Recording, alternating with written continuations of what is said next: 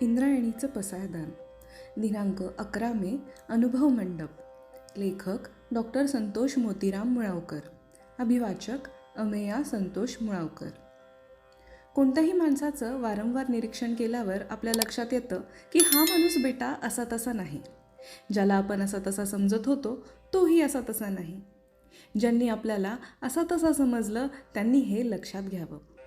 तुम्हाला खोटं वाटत असेल तर ज्याला तुम्ही अतिसामान्य समजता त्याचं सतत निरीक्षण करा. तुमच्या लक्षात येईल अष्टपैलू हा शब्दसुद्धा अतिसामान्य माणसाच्या बाबतीत तोकडा पडतो. हा माणूस जे विचार व्यक्त करतो त्यावरून वाटतं की हा विचारवंत आहे. त्याच्या विचारातून त्याचं स्वतःचं तत्त्वज्ञान व्यक्त होत आहे, म्हणजे हा माणूस नक्की तत्त्वज्ञ आहे. आपल्या तत्त्वज्ञानाच्या समर्थनार्थ तो ठोस असे शास्त्रीय पुरावे सादर करतो, म्हणजे हा माणूस शास्त्रज्ञसुद्धा आहे. आपण शास्त्रज्ञ आहोत हे विसरून तो मनसोक्त गुणगान गातोय, म्हणजे हा तर बेटा कलंदर कलावंत आहे. मैदानावर आल्या आल्या या शास्त्रज्ञाच्या कलावंताच्या लक्षात येतं की मैदान तर अस्वच्छतेचं आहे. तो लागलीच खराटा घेतो आणि खरा खरडा झाडायला लागतो, म्हणजे हा श्रमवंतसुद्धा आहे. तर एक अतिसामान्य समजला जाणारा माणूस विचारवंत, तत्त्वज्ञ, शास्त्रज्ञ, कलावंत, श्रमवंत असतो. पण हा नामवंत नसल्यामुळे हा बोलायला लागला की तथाकथित नामवंत त्याच्याकडं कानाडोळा करतात. त्याच्यासारखेच अतिसामान्यसुद्धा त्याला पाहून नाक मुरडतात.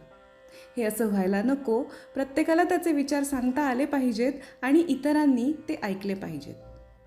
हा विचार आजचा नाही, इसवी सनाच्या 12व्या शतकातला आहे.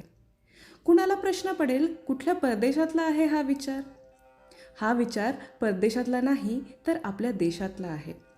महात्मा बसवेश्वरांनी हा विचार मांडला होता, प्रत्यक्ष कृतीत उतरवला होता. कुणीही असो, अतिसामान्य, सामान्य, असामान्य, त्याला अभिव्यक्त होण्याची संधी मिळाली पाहिजे. त्याचा हक्कच आहे तो. प्रत्येक व्यक्तीला अभिव्यक्तीचं स्वातंत्र्य मिळालं पाहिजे. त्यासाठी महात्मा बसवेश्वरांनी अनुभव मंडप नावाची अभिनव संकल्पना मांडली आणि ती कार्यान्वित केली. त्यांच्या अनुभव मंडपामुळं विचार स्वातंत्र्याचा, अभिव्यक्ती स्वातंत्र्याचा, चर्चा स्वातंत्र्याचा, मतस्वातंत्र्याचा सुगंध मुक्तपणे पहिल्यांदा दरवळला. विचार स्वातंत्र्याचं, मत स्वातंत्र्याचं एक अभिनव युग सुरू झालं. महात्मा बसवेश्वरांचा अनुभव मंडप म्हणजे मुक्तद्वार होतं. इथे येईल त्याला प्रवेश होता. जात, लिंग, धर्म, दर्जा, गरिबी असा कोणताही अडसर इथं नव्हता. अडसर हे नेहमी कडसर असतात, त्यामुळं अडसरांना मात्र अनुभव मंडपात प्रवेश नव्हता.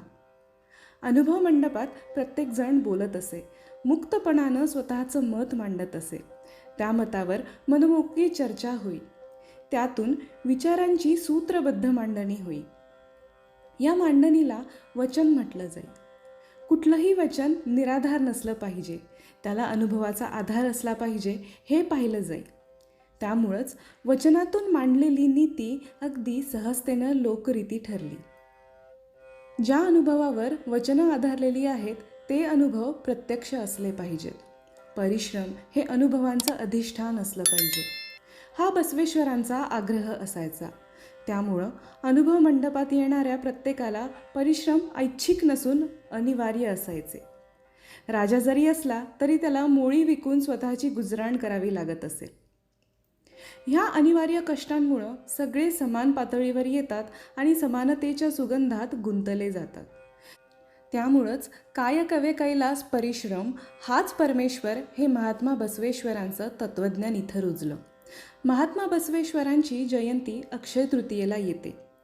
इसवी सनानुसार 11 मे 1132 हा त्यांचा जन्मदिन. त्यांचा अनुभव मंडप प्रत्येकाला आपल्या जीवनात आणता येतो. कष्टाच्या भाकरीतून उगवणारा विचार सुगंधी असतोच.